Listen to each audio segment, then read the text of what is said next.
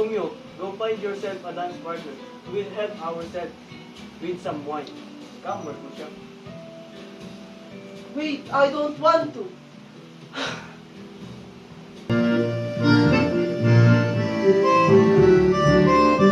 Paris, I'd like you to meet my daughter Juliet. Aren't you the most beautiful lady in Verona? May I have the pleasure of the dance? Nobleman and women of Verona, welcome to our humble ball. Let the dancing begin.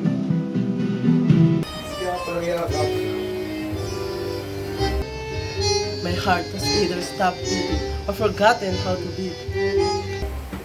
Would you be dead if that were true? No mortal can endure such beauty and stay alive. Who are you again?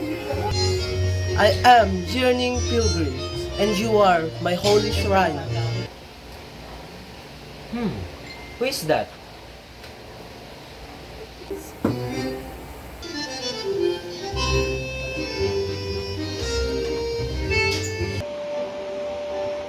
My lady, your mother is looking for you.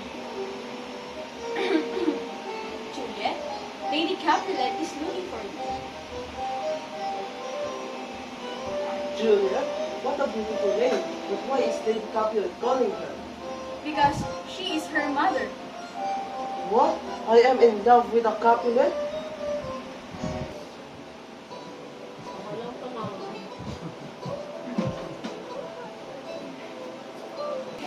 You remove your mask, and now you in global.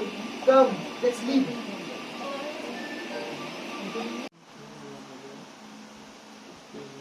Romeo, how dare our Montague set foot in our property? Nurse, find out who that man is. The one I was dancing with. Why is my heart yearning to beat him? Is this what they call true love? Madame, Table told me who that uncultured boy was. His name is Romeo, and he is a Montague. No, it can be.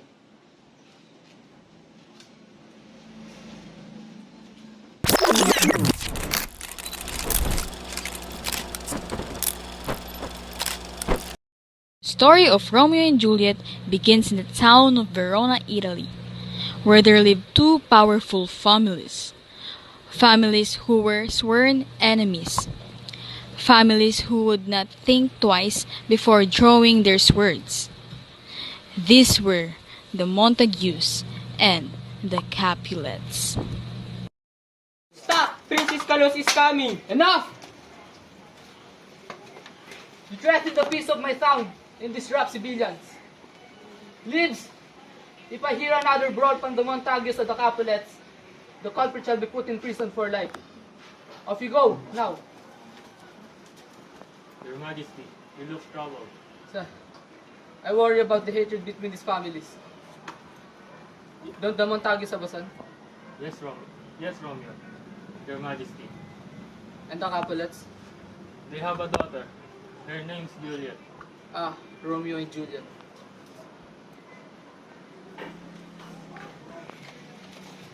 Romeo! Romeo! Romeo! There you are. I have been looking for you since morning. Are you okay, Romeo? Why do you seem sad? Are these love poems you have been writing? You are in love? With who? Rosalind, but she doesn't love me. She has vowed to marry another, and it's not her fault. You can't force someone to fall in love with you, Benvolio. You have to forget her, brother. How, Benvolio? Tell me, how does one forget to think? Oh, Romeo. Peter, here is the list for invite for the ball today. Hand it over to someone. Count Paris is coming too. I wish him to marry Juliet so our family name will elevate even more. Yes, my lord.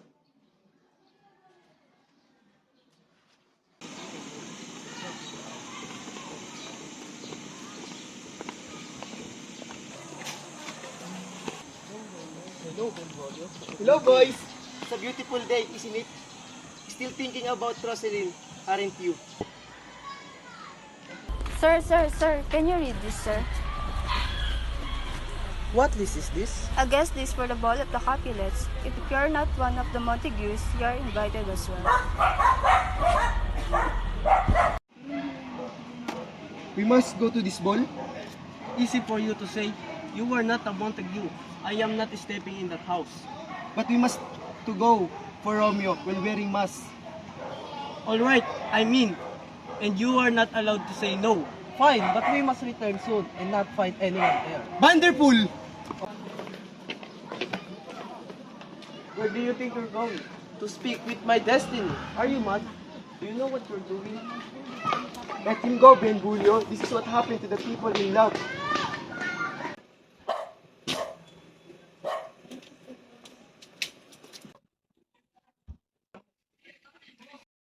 Oh, Romeo, my heart aches. You're Montague. You don't know I'm a Capulet, but I don't care anymore. Oh, Romeo, just once, accept my love, and I will stop being a Capulet. I will be anything you want. Why did you leave?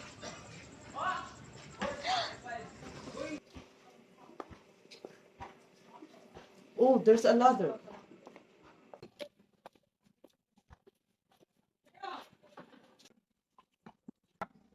I did leave, but I couldn't help coming back. What are you doing here? How did you get here? There was you. After listening to my life confessing her love to me, does it really matter if I live or die? Please, leave. They will see you. Let them find me here, for my life has better be ended by their hate than live every moment waiting for your love. You love me? Juliet, I swear by the moon. I will choose to believe every word you say. Knowing that our families sworn enemies, I believe you. Juliet, I love you beyond the meaning of love itself.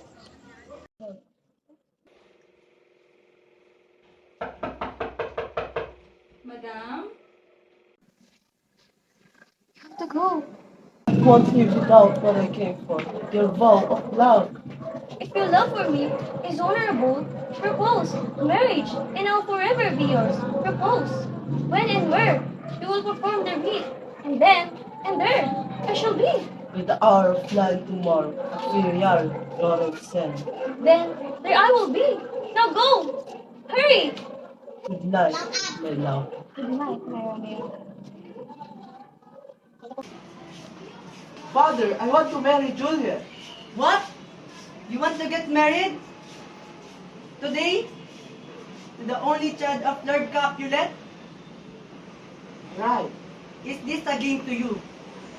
Do you know the risk you're taking? What is love without its values? That afternoon, the love of Romeo and Juliet was secretly celebrated. With the help of Fair Lawrence, they were now husband and wife. But the same heavenly afternoon, destiny was about to change its course.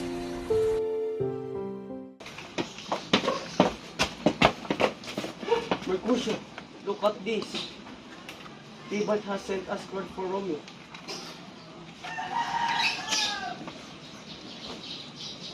He tries to remit a duel.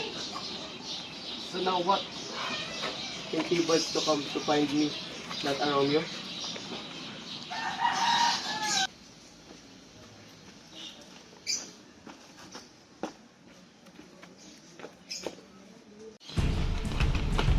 Romeo, Commandant, did you think you'd sneak into our house in the Capulet? Would you know? Of course not!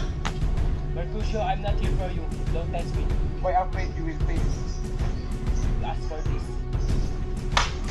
Stop fighting! Remember what Princess Kalus said.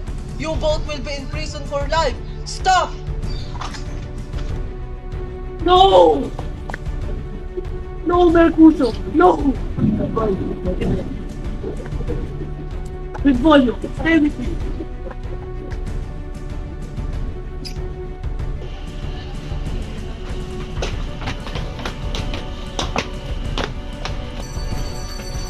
Tybalt, stop!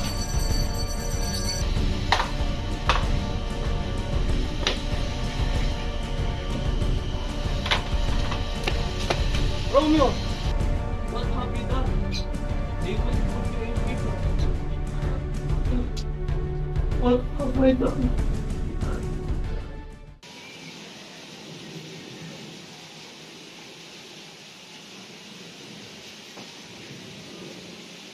Tibal killed Mercutio, and Romeo killed Tibal.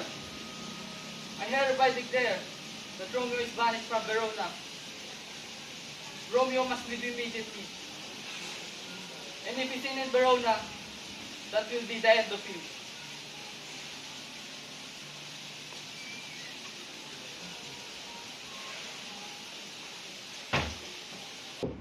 Paris, I have a good news. I had to decided to get you and Juliet get married this Thursday. I love Juliet. I have waiting for long. But does she want to marry me? I don't want to ask her for her consent. If that's the case, then I can wait for Thursday. After Capulet and Count Paris' discussion, of course, this news was passed down to Juliet. Now, what does she think of her father's decision? But your husband is banished from here. Don't anybody understand? I am forced to marry another man. My heart wants to leave my body. It refuses to beat without Romeo. If you don't help me, I will surely die. You give me no other option. You and Romeo are dear to me. There's a way, but it involves a lot of risk. I will give you a poison, extracted from a very rare flower. It will stop your pulse for a day, thinking you're dead. Your family will bury you in the Capulet's tomb. I will send a letter to Romeo. If everything goes as per my plan, you will wake up to see your Romeo. If that is the only way to see Romeo again, I am ready. Okay. I will send Ferrari John to take my message to Romeo today. Tomorrow night, send your nurse away and drink this. It will affect immediately. Farewell, my child. May God be with you.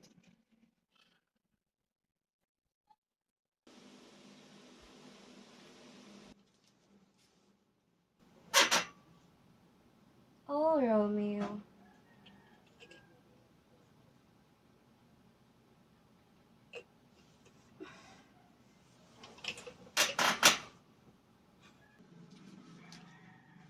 Juliet, what makes you sleep so much on your wedding day? Come on, child. Wake up. Juliet. Juliet? Madame?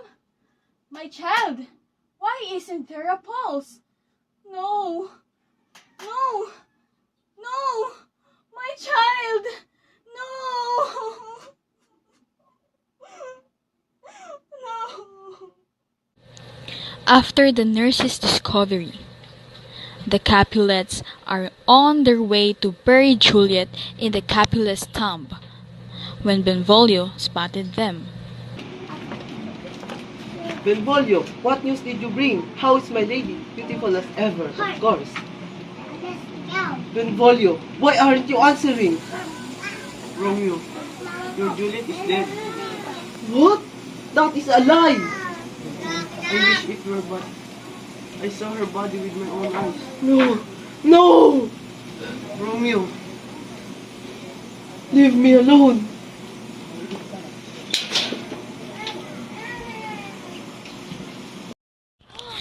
After hearing the horrid news, carrying a strong vial of poison, Romeo rushes to Juliet just to see her again one last time.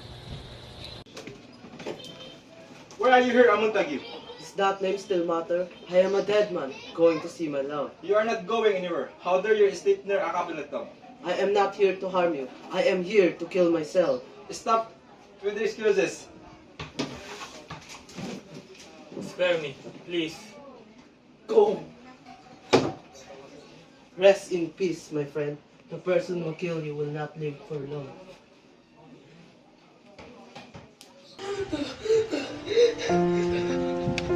My love, my life, our is still so beautiful. Death took you away, but it could not take your beauty. I I am joining you for love in eternity. Remember what I said? The next time we meet, we will never be apart. This is the most divine poison on earth, for it will reunite us.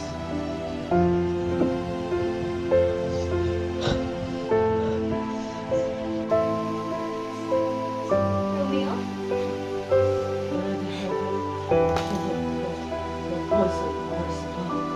What?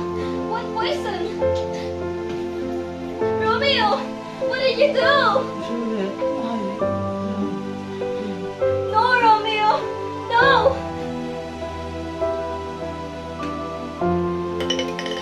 That was single there for me to follow after, but still linger on your lips. Wait for me, my love. I am coming to you with this last early kiss. No!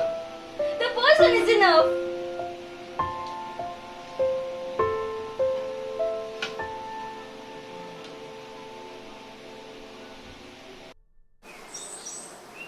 Today's morning brings an unusual peace to Verona, one that is wrapped in sadness, for two souls have humbled the entire town with purity and innocence of their love. Tonight, the moon will be ashamed to show its face. Tonight, the stars won't twinkle. We have such a sad end, for never was a love story of more woe than this, of Romeo and Juliet, and never there ever will be.